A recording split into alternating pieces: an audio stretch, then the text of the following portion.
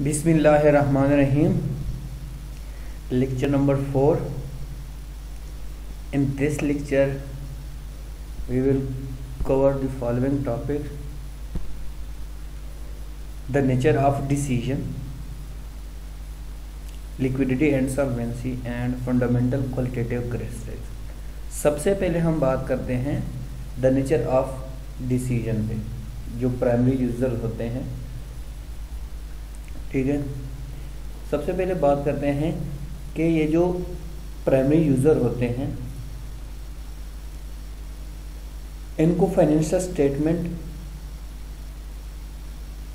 की जो नीड पड़ती है वो, लेट सपोज यहाँ पे प्राइमरी यूज़र कौन कौन से हैं, इन्वेस्टर या क्रेडिटर हैं। ठीक है, जो कि डिपेंडेंट होते हैं अपनी स्टेटमेंट पे, फाइनेंशियल स्टेटमेंट पे डिपेंडेंट होते हैं और इनको इंफॉर्मेशन नीड होती है। और ये जो general purpose of financial statement है उनको सारी जो नीड्स, उनको इंफॉर्मेशन नीड होती है, ये सारी नीड इंफॉर्मेशन इनको प्रोवाइड नहीं करती। लेकिन इसके जो कुछ जो कॉमन इंफॉर्मेशन नीड्स हैं उससे वो सेटिस्फाई हो जाते हैं, लेकिन फुल जो इनको नीड्स होती हैं उनको प्रोवाइड नहीं की जाती। अच्छा, जो मैनेजर्स ऑफ द एंटिटीज होते हैं, ठीक है, वो ये रोल परफॉर्म करते हैं, फाइनेंशियल इंफॉर्मेशन की रोल को परफॉर्म करते हैं, और वो उनको जनरल पर्पस की जो है नीड नहीं होती। यानी कि अगर हम बात करें कि the manager of a reporting entity also need financial information to perform their role, they are not considered to need general purpose financial statement because they have the power to obtain information from within the entity, that they may also be stakeholder who are not investor or creditor, such as member of public or regulator, but such stakeholder are not treated by as a primary user of general purpose financial statement. In the not for profit sector, the non-investor creditor users could be primary user of entity general purpose financial statement. तो इसकी अगर हम बात करें कि वो कैसे फिर डिसीजन लेते हैं, तो नेक्स्ट पे आके decision that the primary user make, कौन कौन से जो डिसीजन लेते हैं। ठीक है, फर्स्ट वन है assisting the users to assess the amount. ठीक है, assess the amount, timing and uncertainty associated with an entity's future cash flow. किस बेस पे वो जो है प्राइमरी यूजर डिसीजन लेते हैं? एक तो अमाउंट और अनसर्टेनिटी की बात हुई है, और future cash flow, expected future cash flow. Second one क्या है? Determine the resources available to the entity and the claims on those resources। कौन से उसी resources होती है जिस पे claim, including information on how effectively and efficiently the management or other governing body has discharged its duties।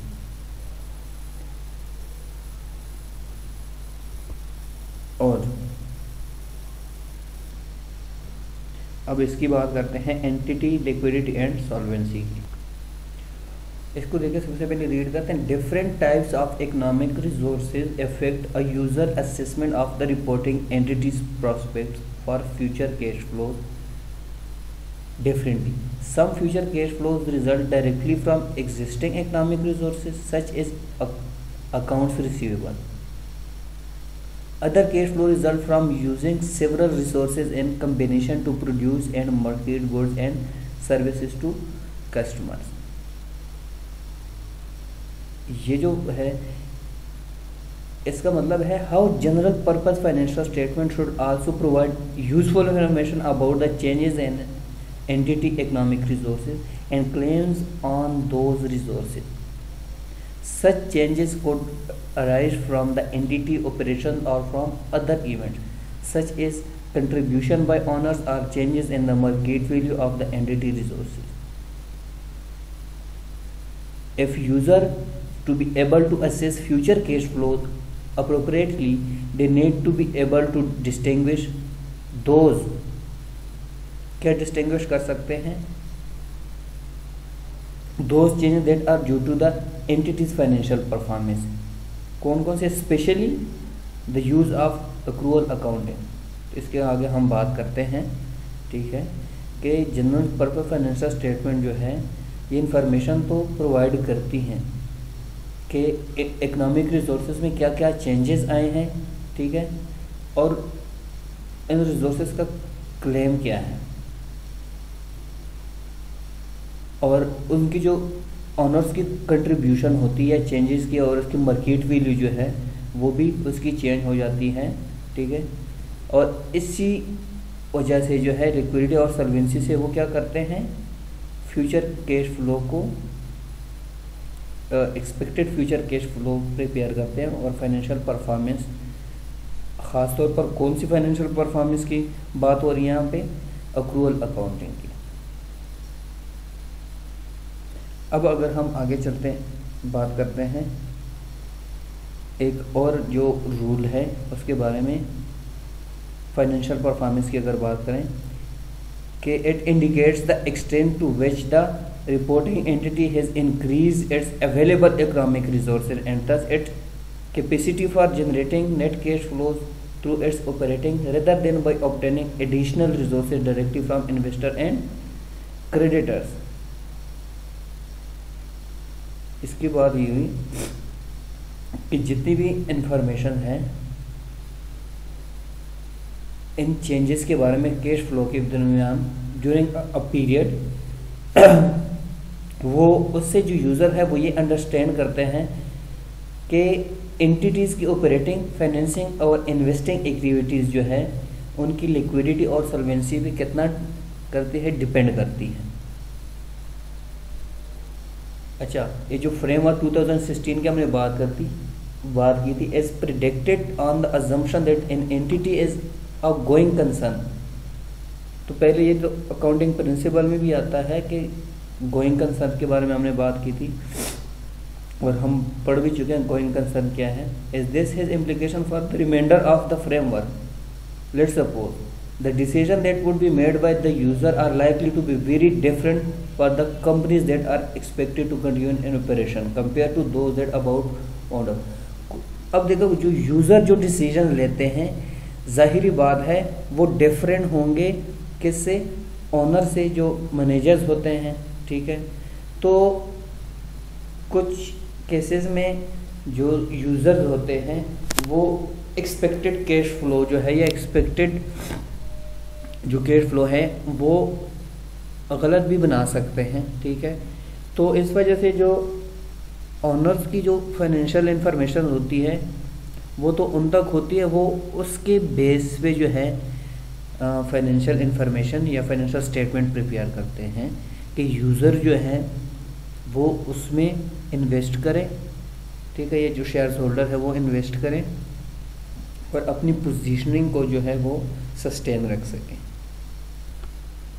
अब हम बात करते हैं आगे कि what information is needed to assist in the decision. कौन कौन सी इंफॉर्मेशन जो है ज़रूरी होती है इंफॉर्मेशन डिसीजन के दौरान। सबसे पहले है an answering a question about the information they would like. Many user of financial statement are constrained by their experience. सबसे पहले क्या होगा, first their decision process making process are where to the information already available and they may not see advantage in other information that could be provided. They may not know how useful information that they have never seen might be. For example, medical practitioner at the beginning of 20th century would have been unlikely to suggest that an X-ray would assist them in making diagnosis. The x-ray was beyond their experience and not part of their decision making process. In other words, a survey may not suggest the information that would be best suited to assisting the statements user to reach a decision. सबसे पहले बात तो ये हो गई है, ठीक है, कि जो डिसीजन मेकिंग प्रोसेस है उनकी इंफॉर्मेशन ऑलरेडी अवेलेबल होनी चाहिए जब वो डिसीजन लेते हैं. सेकेंड बात क्या है, some user of financial statement may request information that could not feasibly to be provided. कुछ यूज़र ऐसी भी रिक्वेस्ट करते हैं जो कि प्रोवाइड नहीं की जा सकती. The requested information could be unavailable, too costly to prepare or too unreliable to assist in decision. कुछ ऐसे भी हो सकते हैं जो कि बहुत कॉस्टली हो सकते हैं या रिलायबल नहीं होते, ठीक है. इसकी एग्जांपल क्या है, a shareholder could request information about cost and even then its lack of reliability would compromise its usefulness. अगर कुछ यूज़र हैं वो इंफॉर्मेशन उनको चाहिए किसी कॉस्ट की, ठीक है, तो वो जो कास्ट है उसका जो यूज़र से उसका कोई वो नहीं है, डिपेंड नहीं है, ठीक है, डिपेंडेंट नहीं है उसका. तो सेकेंड वन देखें, the decision making process is not the same for all decision maker. जितने भी डिसीजन मेकर हैं, ठीक है, उनका जो प्रोसेस होता है वो तमाम डिसीजन मेकर के लिए सेम नहीं है. इसकी एग्जांपल अगर हम देखें, two people making the same decision may rely on different information and process it in different veg.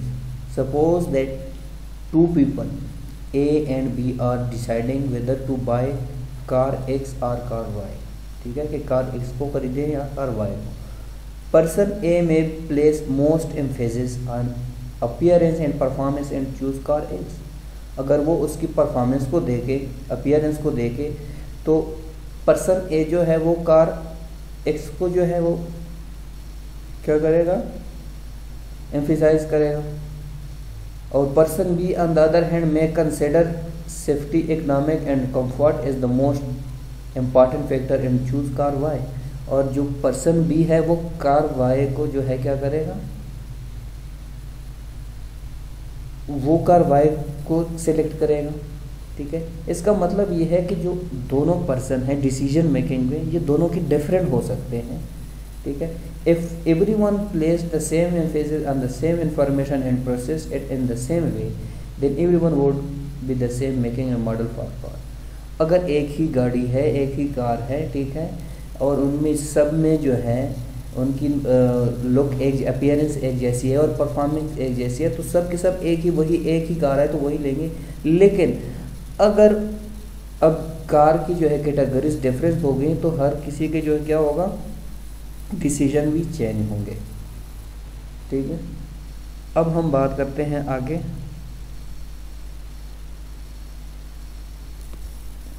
अच्छा, the fundamental qualitative characteristics of useful information. सबसे पहले रिलेवेंस होनी चाहिए और फेथफुल रिप्रेजेंटेशन होनी चाहिए, ठीक है. इसके बारे में आगे डिटेल से यहाँ पे बात करते हैं.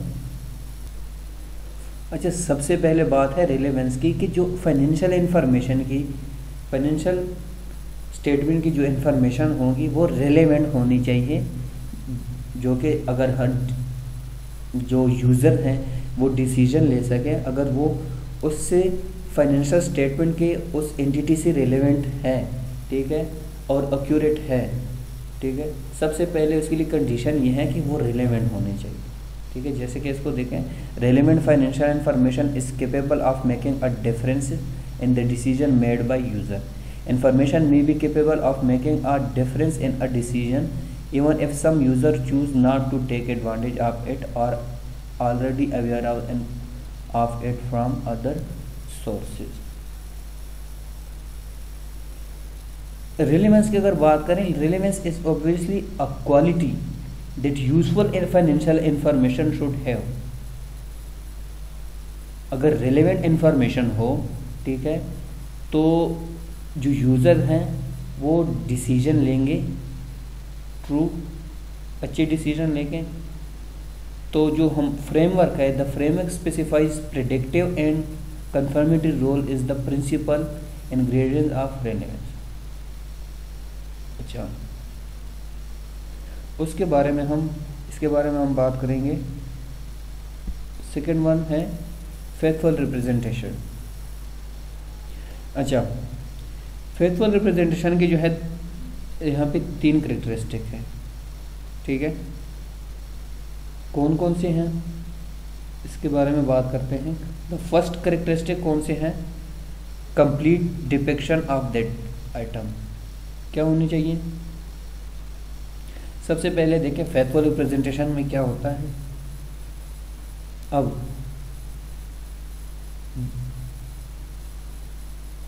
financial information must not only represent relevant phenomena, but it must also faithfully represent the phenomena that it purpose to represent to be a perfectly faithful representation. A depiction would have 3 characteristics. It would be complete, neutral and free from error. क्या क्या होने चाहिए इसमें, complete होना चाहिए financial statement, neutral होना चाहिए, सबके लिए एक जैसा होना चाहिए, एंड फ्री फ्रॉम एरर, और इसमें कोई एरर नहीं होनी चाहिए, ठीक है। अब इसकी जो 3 करेक्टरिस्टिक है इसके बारे में बात करते हैं। First one is the first characteristic that would lead to the faithful representation on an item in the financial statement is that it should be a complete depiction of that item. इसका मतलब है that all information necessary for a user to understand the item must be provided. For example, in the statement of financial position, a complete depiction of the item property, plant and equipment would include at a minimum a description of the property, plant and equipment, the measurement of the property, plant and equipment, and whether the measurement represent historical cost, fair value or some other measure। ठीक है, कि उस item जो है उसकी complete depiction होनी चाहिए, जैसे कि हमने एग्जांपल दी है इसकी प्रॉपर्टी, प्लांट और इक्विपमेंट की एग्जांपल दी है। द सेकेंड वन क्या है, it would lead to faithful representation of an item in the financial statement is that it should be a neutral depiction of that item. Neutral depiction का मतलब क्या है कि the depiction is free from bias in the selection or presentation of that item. There is possibility that the financial statement may be used to influence the decision of user in a way that benefits those preparing the statement. अब ये नहीं होनी चाहिए, वो neutral होनी चाहिए। ये ना हो कि फाइनेंशियल स्टेटमेंट जो यूज़र हैं, जो मतलब इसको मेकर्स हैं, बनाने वाले हैं, वो उससे ज़्यादा फ़ायदा उठा सके और जो यूज़र हैं उनके पास वो जो ट्रू पिक्चर ना आ जाए। For example, statement could be prepare to encourage the purchase of shares in the company. वो स्टेटमेंट ऐसे बनाएं कि वो जो शेयर्स होल्डर हैं वो और उसमें से उनको इनकरेज करें कि और शेयर्स खरीदें, thereby raising shares prices for the benefit of directors of manager. Financial statement could also be prepared in a way that manager decision a deficiency. Evidence of this types of bias is financial statement would seriously weaken their usefulness. इसका मतलब है financial information should be free from bias if it is to be representationally faithful. तो ये जो है, जो decision maker हैं, ठीक है, वो उनको जितने भी उसके बारे में इंफॉर्मेशन पता है वो सब के सब यूज़र तक पहुंच जाए, ठीक है, जो यूज़र के लिए क्या होंगे, नीड होंगी। थर्ड वन है कंप्लीटली फ्री फ्रॉम एरर, कि जो फाइनेंशियल स्टेटमेंट है वो कंप्लीटली फ्री फ्रॉम एरर हो, उसमें कोई गलती ना हो की गई हो, मतलब जो इंफॉर्मेशन है वो कंप्लीट हो, न्यूट्रल हो और फ्री फ्रॉम एरर हो, ठीक है। ये 3 करेक्टरिस्टिक है इसकी। अच्छा, उसके बाद है the enhancing qualitative characteristic, 4 characteristic that is relevant and faithful represent. कौन कौन सी, comparability, verifiability, timeliness and understandability. ठीक है कि इसमें क्या क्या होने चाहिए। सबसे पहले कंपेरेबिलिटी की बात करें। कंपेरेबिलिटी का मतलब है कि यूज़र जो है, ठीक है, वो डिसीजन ले सके और वो अल्टरनेटिव से उसको जो है रिलेट कर सके कि उसको जो उसके शेयर्स हैं उसको सेल करने चाहिए या फिर होल्ड करके रखने चाहिए। ठीक है, या फिर उसकी जो इन्वेस्टमेंट है वो किसी और एंटिटी में वो इन्वेस्ट करें। ठीक है, ये है कंपेरेबिलिटी कि वो कंपेयर करे अल्टरनेटिव किसी और एंटिटी के साथ। Second one is verifiability. Verifiability helps to assure user that financial information faithfully represent the economic phenomena it purports to represent. Verifiability means the different knowledgeable and independent observers could reach consensus that a particular item and the financial statement is a faithful representation. इसकी क्या होनी चाहिए, verifiability होनी चाहिए। Timelines में क्या है कि फर्स्ट जो है फ्रीक्वेंसी है कि general financial statement should be prepared and presented to user. ठीक है, सेकंड क्या है, there is the timing of the publication of general purpose financial statements are the link of the time that should be allowed to elapse between the end of the reporting period and the date when the general purpose financial statement are presented to user। तो timelines में दो चीज़ें आ गई। Understandability में क्या है कि ये क्या होनी चाहिए, सिंपल है कि फाइनेंशियल इंफॉर्मेशन जो है वो अंडरस्टैंडेबल होनी चाहिए यूज़र के लिए। ठीक है, और रिलेवेंट और फेथफुल रिप्रेजेंटेशन की अगर हम बात करें तो इसकी जो है 4 कैरेक्टरिस्टिक हमने यहाँ पे एक्सप्लेन की हैं, comparability, verifiability, timeline and understandability. इन चारों का जो है नाम से ही आपको पता चल जाता है कि फाइनेंशियल स्टेटमेंट की इस टाइप के होने चाहिए।